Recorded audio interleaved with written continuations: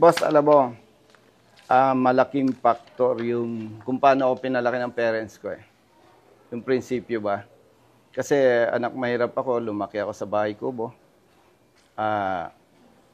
Pumasok ako sa military, sa PNP, naging congressman. Eh ako talaga, may prinsipyo ako talaga, boss eh.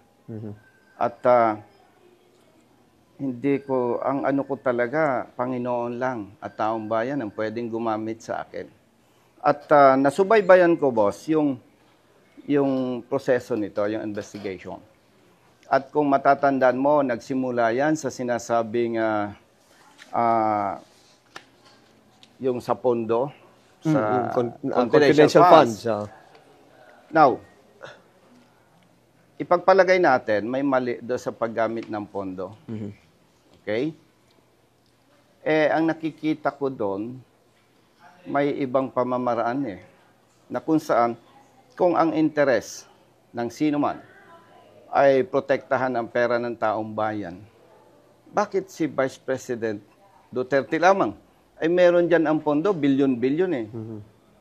Gusto ba nilang sabihin na ina-assume nila na itong bilyong-bilyong pondo ng taong bayan ay nagagamit ng iba ng maayos?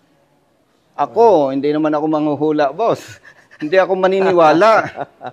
So, my point is, dapat, especially kapag elected official ka, ang titingnan mo yung interes ng taong bayan, hindi yung interes kung saan ka makikinabang. For me, hindi tama eh. Away politika ito. So everything is politics lang. Dapat, ang tingnan, interes ng taong bayan. Kung talagang, sabihin natin may mali, by the way, boss, lilinhawi ko sa ating mga kababayan, nung pulis pa ako, hindi naman ako nakinabang o naging malapit sa Duterte family. Wala. No? Nililinaw ko yan. So going back, ang tinitingnan ko kung tama yon, kahit 10 pages, pepermahan ko eh. Pero alam ko, mali eh. Bakit? Hindi interes ng taong bayan ang tinitingnan dun eh. Kaya hindi ako pumirma. Hindi ako namumulitika. Definitely.